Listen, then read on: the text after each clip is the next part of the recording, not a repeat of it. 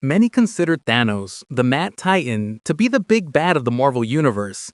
Even ignoring his genre-altering role as the main villain of the Marvel Cinematic Universe, Thanos has sat at the center of numerous iconic stories. From Infinity Gauntlet to Annihilation, Thanos-centric storylines always hit hard, as there's nothing quite like watching the Mad Titan's ruthless pursuit of his goals.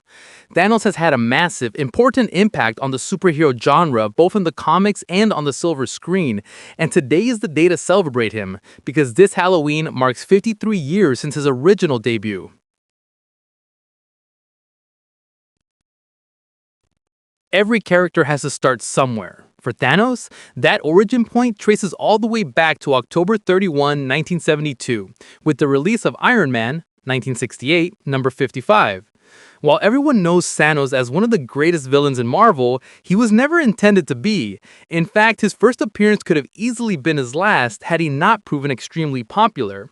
Thanos' first story is still a great read today. So, to celebrate 53 years of the Mad Titan, let's take a look at it and see how much he's changed.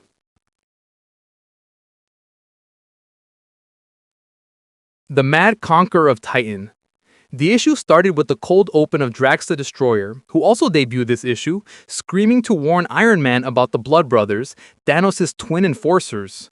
Unfortunately, the two behemoths got the better of the armored Avenger, and he was dragged to Thanos' desert base on Earth.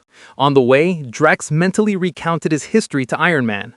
He narrated that Thanos originated from one of Saturn's moons, Titan, as the son of its leader, Mentor. Thanos attempted a coup, creating weapons to take his father's position, but was stopped and exiled for the crime of creating weapons on the peaceful planet.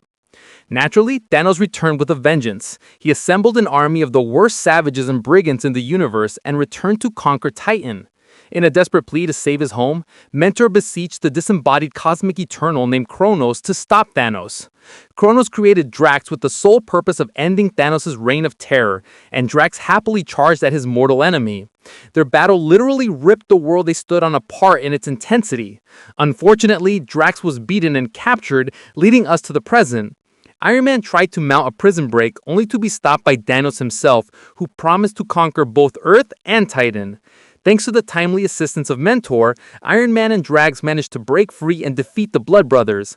Thanos reappeared and threatened to destroy his base and everyone along with it, but the two heroes took him down, only to reveal that the Thanos they beat was a booby-trapped robot. They escaped the ensuing explosion and parted ways as friends, Drax promising to find the real Thanos and stop him once and for all. A monster from the very beginning. Quite frankly, you can read this comic alongside any modern Thanos story and find the characterization to be shockingly similar. Usually, characters with such a long history spend the first while establishing themselves and trying out different things before finding their footing. But Thanos knew who he was from the jump.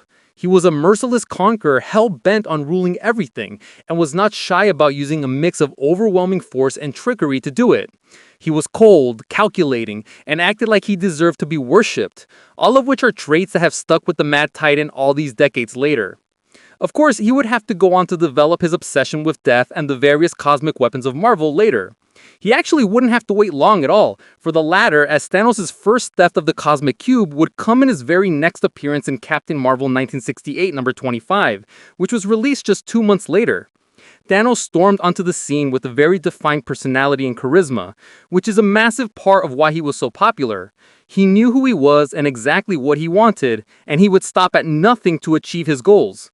Thanos is one of Marvel's greatest and most important villains, and from the very beginning he was a threat that demanded attention. The Mad Titan was destined to be a star, and given where he came from, maybe his clash with Iron Man in the MCU was destiny too.